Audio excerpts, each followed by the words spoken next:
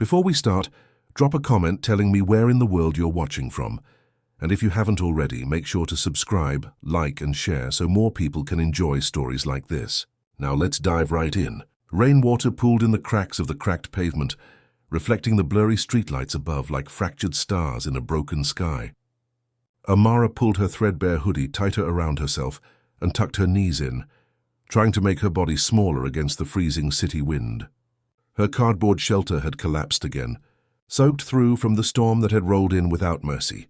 And despite the way she tried to pretend the cold was just another stranger she could ignore, it clawed its way into her bones. She exhaled, breath fogging in the air. 15 years old, life had already carved scars into her heart deeper than the city trenches she slept beside. She had been on the street since she was 10, since the night she lost everything, since the night sirens drowned out her mother's screams, since the night she learned that sometimes the world doesn't break with sound. It breaks with silence. The silence that follows loss. The silence that becomes a permanent echo in your ribcage. People walked by her, eyes sliding past her like she was invisible. And at first it used to hurt, used to make her feel smaller than the dust on the curb. But then she learned something. Invisibility could be power. People only fear what they see, so she became nothing and nothing was safe. Or so she thought. Amara wasn't like the other homeless kids the city swallowed. She watched. She listened. She remembered. She noticed things people who lived comfortable lives never bothered to see. And on nights like this, when the wealthy hurried home wrapped in wool coats and umbrella shadows, when the city glittered with false promises, she found places to hide and observe the world she'd been shut out of. Tonight, hunger gnawed at her stomach like restless wolves, and the coins she'd gathered weren't enough to buy even stale bread. She pushed herself up, shaking the rain from her hair, and trudged down the alley, boots scraping broken glass. Near the end of the street she saw lights, warm, golden, welcoming. A gala. She could tell by the way expensive cars lined the street. Sleek machines slick with rain, guarded by suited men with earpieces and cold eyes.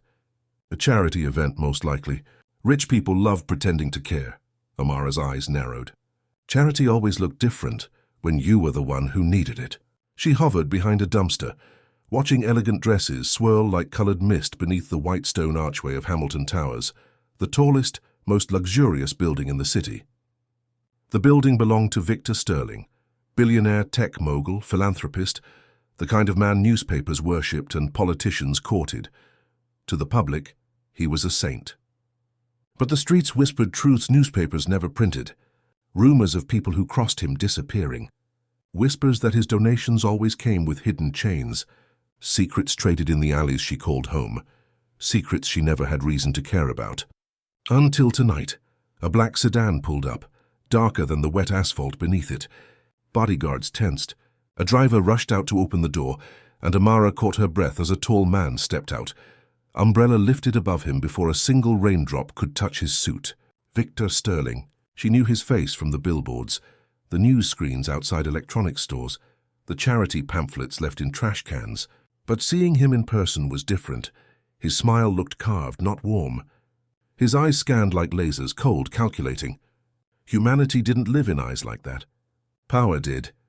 He spoke to his assistant as he walked toward the building, voice low but sharp enough to cut. Make sure the files from Wingate Labs are erased. Every trace. The girl should never wake up. Understand? Amara's heart jerked. The assistant nodded stiffly. Yes, sir. We've already handled her family. No loose ends. The words slithered into Amara's ears like ice water. Every instinct told her to look away, walk away, pretend she heard nothing. But she froze. A girl, a family. Handled? Her breath caught. The assistant added, voice trembling slightly. The documents will be destroyed tonight. Burned at the Sterling private facility.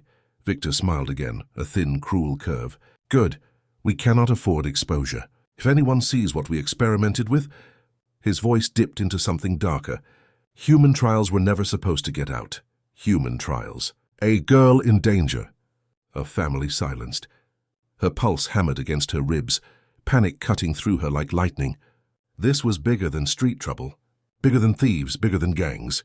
This was powerful men playing God. This was death with a suit and a smile. Suddenly the assistant's eyes flicked toward the alley. Amara ducked behind the dumpster, holding her breath so hard her lungs ached. Footsteps clicked, paused, then faded as they followed Victor in. She slumped down, heart racing. What did she just hear? What had she stumbled into?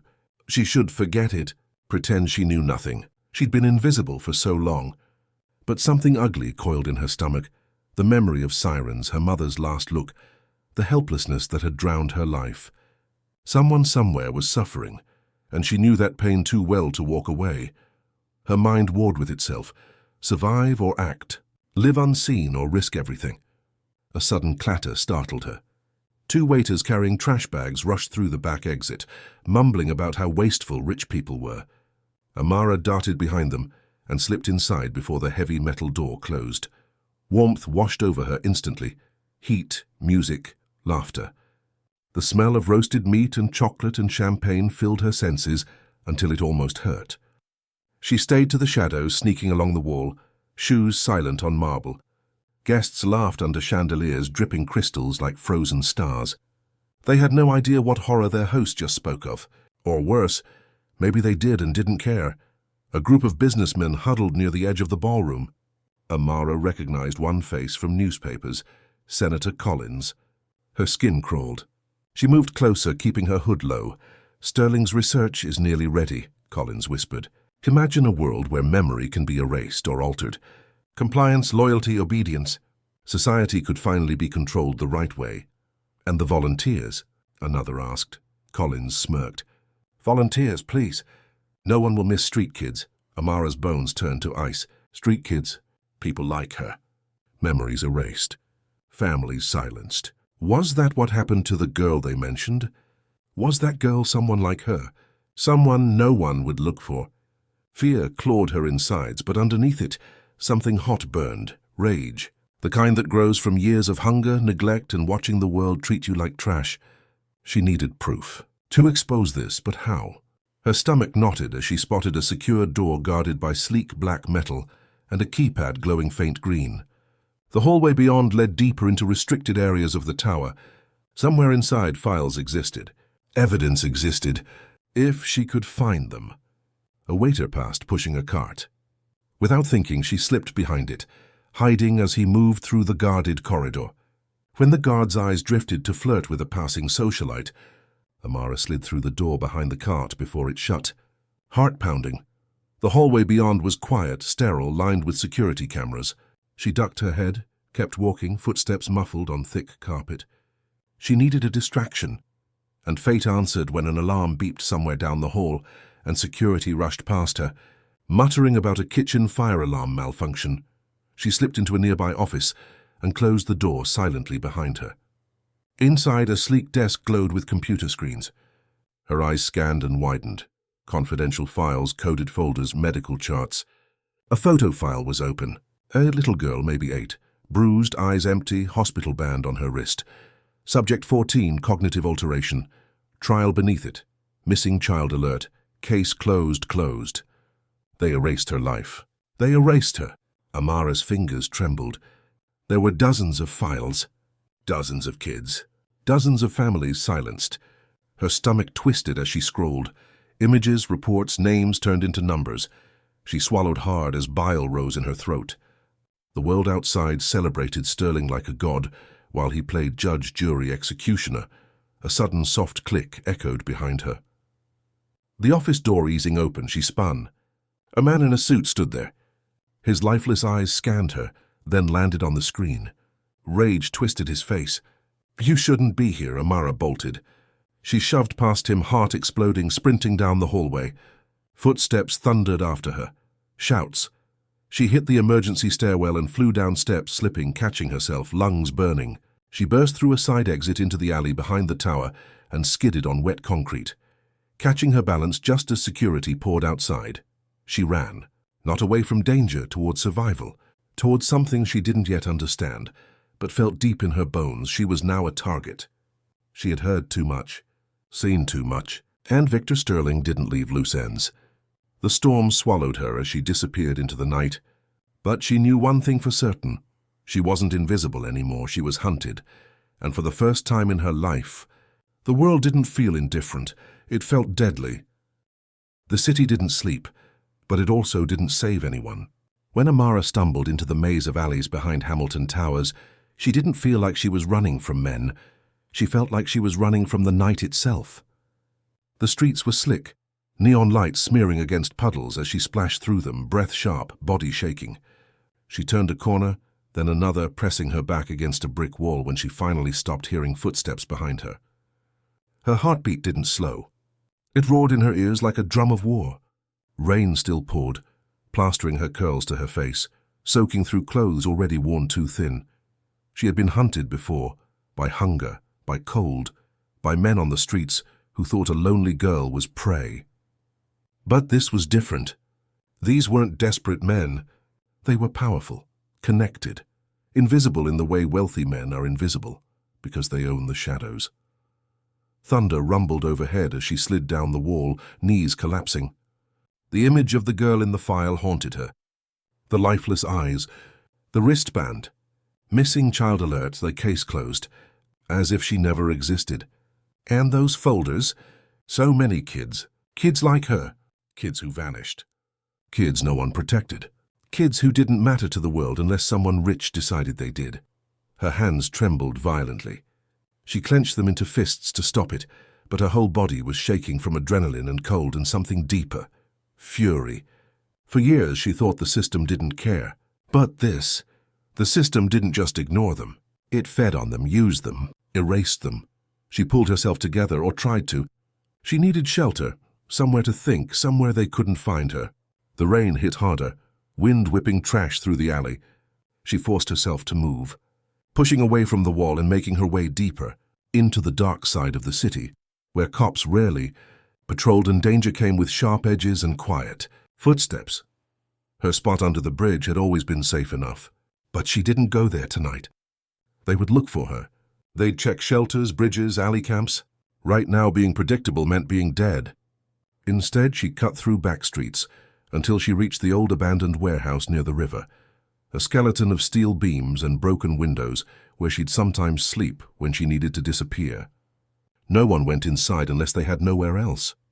She pushed aside the loose panel of metal she used as a door and slipped in.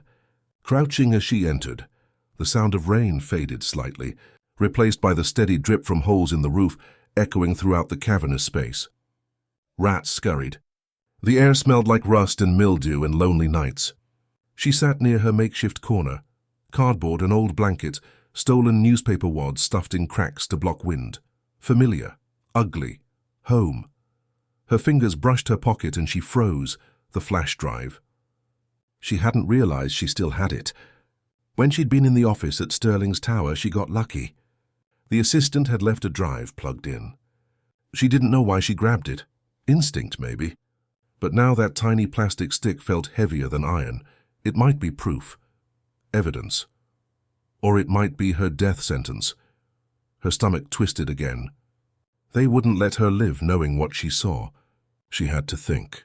But thinking meant planning. Planning meant believing she had a chance. And right now, survival felt more like a borrowed moment than a promise. Her eyelids were heavy from exhaustion, but adrenaline snapped them open when she heard a noise. Footsteps. Soft, distant, but footsteps. She held her breath, eyes darting. No one came here. No one except a quiet whisper of metal scraping concrete. Panic jolted her body. She ducked behind a rusted support beam, heart hammering so hard she was sure it echoed off the walls. Shadows moved in the warehouse, flashlights, men, they found her. Her throat closed. She backed away, silent, crouched low, but the beam of light swept across the space and she knew she didn't have time. She sprinted. Boots pounded behind her. "Stop!" a voice barked. She didn't. She burst through the side exit, metal screaming as it slammed into the wall. She slipped in mud, caught herself, kept running. She didn't look back. She didn't need to. They were close. She cut across the riverbank, breath ragged, legs burning. The river churned wild from the storm. She didn't think, just ran until she saw the old drainage tunnel ahead. She threw herself into it, plunging into darkness. Cold water soaked her shoes. She pressed her back to slimy concrete, gasping quietly. Voices echoed from outside. Flashlight beams swept across the opening, but didn't catch her. Seconds crawled. Finally, the voices faded, footsteps retreating into distance. She didn't move for a long time, breathing hard, letting the cold tunnel calm her shaking body. When she finally crawled out, dawn was just beginning to bleed into the sky, pale grey light stretching over buildings like tired hope. She needed a plan. She couldn't hide forever. If they caught her, she'd end up in one of those files, erased, forgotten. She forced herself to walk, hugging walls and shadowed alleys, until she reached the edge of downtown where the city bus station was. The early morning crowd was small. Night workers, janitors, nurses, tired faces that matched hers more than the glittering ballroom crowd ever could. She blended in, found a corner near an outlet, and plugged in the flash drive to a public terminal. Her hands shook as she opened the files. More photos, charts, medical reports, some video logs, dates, names. Tears stung her eyes.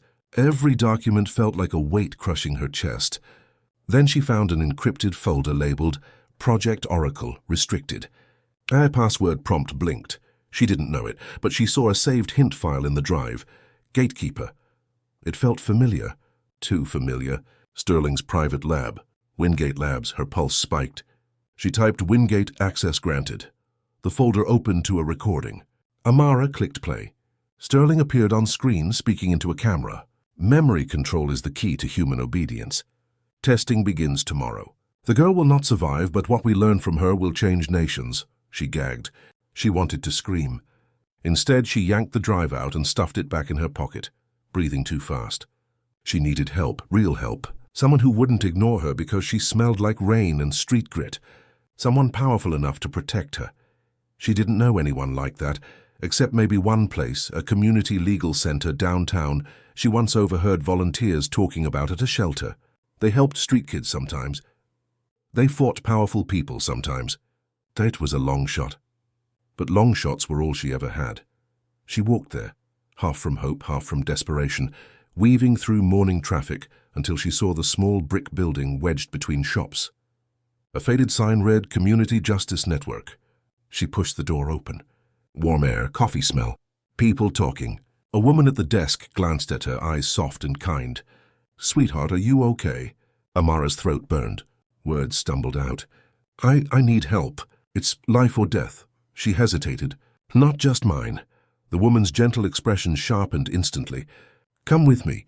She led Amara to a small back office. "Tell me everything," Amara told her. She didn't plan to. Trust wasn't something she had. But once she started, the story poured out like she was spilling her soul. The gala, the files, the experiments, the missing girl, the chase. The woman listened without interrupting, horror deepening in her eyes. When Amara finished, she reached into her pocket and placed the flash drive on the desk. The woman stared at it as if it were radioactive. "If this is real," she whispered, "we need federal protection." Hope sparked in Amara's chest, small, fragile. But before the woman could pick up the phone, the entrance bell dinged. Footsteps, too heavy, too confident. The receptionist gasped softly. Amara didn't dare breathe. A familiar voice floated down the hall, cold, smooth, terrifying in its calm. Victor Sterling. He had found her again. He said something to the receptionist, something polite but sharp like a knife disguised as a smile. Amara's pulse exploded. The woman grabbed Amara's arm and hissed, "Back exit, now!"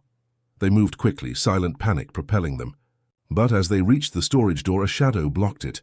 A guard. Another behind them, trapped. Sterling's footsteps approached slow, deliberate. Amara's vision blurred with fear, but she refused to cry. She had survived too much. She wasn't going to die kneeling. Sterling appeared, flawless suit, raincoat spotless. His eyes held no anger, only certainty. "I have made this difficult, young lady." His tone was almost gentle. "Give me the drive and this ends quietly." The woman beside Amara stepped forward instead. "This is criminal." "You won't get away with this." Sterling didn't even look at her. Two guards seized her, covering her mouth. Amara's heart cracked. Another life endangered because of her. Sterling stepped closer. "No one will believe a homeless girl over me. You are a ghost. Let this go." Amara stared into his eyes and saw nothing human there. She felt tears but blinked them away. Her chin lifted. She didn't speak. Words were powerless. Truth wasn't. Sterling sighed, almost disappointed. He nodded to the guards. One stepped forward to grab her. Then a sudden voice from the hallway. FBI, step back. The world froze. Agents stormed in. Sterling's eyes finally shifted. Irritation, not fear. He lifted his hands as agents surrounded him, but his smirk said he thought he'd still win. As agents freed the lawyer, one turned to Amara. Are you the one who filed the report? Filed? Report? She didn't understand. Then she saw the receptionist behind them, phone still in hand, eyes fierce. She had called. She had believed. Sterling spoke calmly. You have no evidence. Just a frightened runaway and fabricated files. The agent lifted the flash drive in a sealed bag. We'll see, he cuffed Sterling. The billionaire's eyes met Amara's one last time, a silent promise that this wasn't over. But for the first time in her life, she wasn't alone. Amara's knees finally buckled. The lawyer caught her. You're safe now, she whispered. Safe, the word felt foreign, fragile, unbelievable, but Amara breathed, really breathed, for the first time in years, and she knew this wasn't the end. It was the beginning. For a moment, Jenna couldn't breathe. The phone in her shaking hands glowed with the billionaire's blood-chilling message, the image of her sleeping only a few hours ago, etching itself into her mind. He had been there. The shadows outside didn't feel like shadows anymore. They felt like eyes, as if they were waiting to swallow her whole. Every instinct in her screamed to move, to hide, to run. She slid off the bed quietly, heart punching her ribs, and crawled toward the window. Outside, dead quiet rain, pale streetlights, nothing unusual, but that meant nothing. A predator like him didn't need noise. He had money. He had power. He had people. She pressed her back to the wall, whispering to herself, think, think, think. The detective. Detective Rivera. She had promised to help. Jenna fumbled for her phone again, hands trembling so badly she could barely touch the screen. It rang once, twice. The line picked up. Rivera, he was here, Jenna breathed. He knows where I am. He was in this house. A pause. Too long, too heavy. Jenna, stay calm. I can't. He sent me a photo of me sleeping. Lock your doors. Don't leave. I'm sending a unit. Bang, a sound downstairs, loud, sharp, wood cracking. Jenna froze, phone slipping from her hand and landing on the carpet with a soft thud. He was here. Rivera's muffled voice yelled from the phone. Jenna! Jenna! But Jenna couldn't answer. Her body moved on instinct and pure survival. She scrambled toward the bathroom on her hands and knees, silently closing the door and pushing her shoulder against it, heart thrashing inside her chest. She clamped her hand over her mouth, stifling her breathing. Heavy footsteps on the stairs, slow, deliberate. Someone wasn't rushing. Someone was enjoying this. With each creak, Jenna felt the walls tighten in around her. The taste of fear, a metallic, suffocating gaze, coated her tongue. Then a voice, casual and smooth as silk, drifted down the hallway. Little Jenna. Her heart stopped. I'm disappointed, his voice continued, so calm it made her skin crawl. You saw something that wasn't yours to see. You took something that wasn't yours to take. Tears pricked in her eyes. She pressed her forehead against her knees and wished she could disappear. Why did I ever look in that alley? Why did I ever dig through that trash bag? Come out, he purred. Wealthy men don't like to be disrespected. You could have had everything, safety, comfort. Instead, you chose the hard way. A pause. A sigh. It makes me sad. Something tapped the bathroom door, not a knock, more like a finger dragging slowly across wood. Tap, tap, tap. That sound would haunt her forever. Jenna squeezed her eyes shut, mouthing silent please, please, pleases to the universe. Someone come. Someone help. Jenna. His voice sharpened suddenly, a cold thunder. Don't make me come in. Her breath hitched. The doorknob turned slowly. Click, click. It didn't open. Locked. But that didn't matter. People like him didn't stop for locks. She crouched next to the shower, grabbing the iron shampoo rack with shaking hands. Her whole body vibrated with terror, ready to swing if the door opened. Then sirens. Distant but growing police. The billionaire paused. For a long second, nothing. Then footsteps. Heavier now, rushed, running. The stairs again, fast. A door slamming. Silence. Jenna stayed frozen, still clutching the metal rack like a weapon, until fists pounded on the front door and voices called her name. She barely remembered moving. One moment she was curled on a cold tile floor. The next, she was wrapped in a blanket downstairs, shaking under blinding police lights and questions she couldn't fully hear. Detective Rivera knelt beside her, eyes tight with worry. "He's not getting away," Rivera murmured. "I swear." But Jenna had lived on the streets long enough to know a truth most people ignore. Power doesn't vanish. It hides, it waits. Fear strikes again when you're not looking. They put her in protective custody. Weeks passed. The trial began. Evidence mounted. Recordings, emails, hidden financial transactions, photo trails of the homeless bodies he disposed of like trash. The public gasped, outraged. Journalists swarmed courthouses. His face was everywhere, his empire crumbling. But when Jenna took the stand, the courtroom fell into a stillness she had never known. He sat only 10 feet away, cuffed but smiling. A slow, venom-filled smile that made her knees shake. "Miss Carter," his lawyer sneered, "you lived on the streets. How do we know this isn't your imagination?" Jenna stared straight ahead. Her voice didn't waver, "Because monsters look like men. And I've been running from them my whole life," gasps echoed. Someone whispered her name. Camera shutters snapped, and in the end, the billionaire was convicted. Multiple life sentences. People cheered outside the courthouse, chanting her name like she was a hero. But heroes don't tremble themselves to sleep. Heroes don't jump at every shadow. Heroes don't wake up expecting death. Jenna didn't feel like one. She felt like a survivor still waiting for the next predator. Months later, Rivera walked her out of the police building. "It's over," she said gently. Jenna shook her head. "People like him don't stop existing just because one goes to prison." The detective softened. "You're safe." Maybe she was. Maybe she'd never really be. But something had changed. She wasn't just a girl scavenging alleyways anymore. She wasn't prey. She had exposed a monster. She had survived him, and somewhere deep inside a flame had been lit, fierce, unbreakable. She looked up at the sky, wind cool on her face. "I'm not going back to the streets," she whispered. "I'm never running again," Rivera smiled. "Good. The world needs more girls who don't run." Jenna didn't smile back, but her eyes held something stronger. Resolve, the kind no billionaire could ever destroy. She walked away slowly, each step firm, steady, claiming a future she once believed didn't exist. But as she turned the corner, her phone buzzed, unknown number.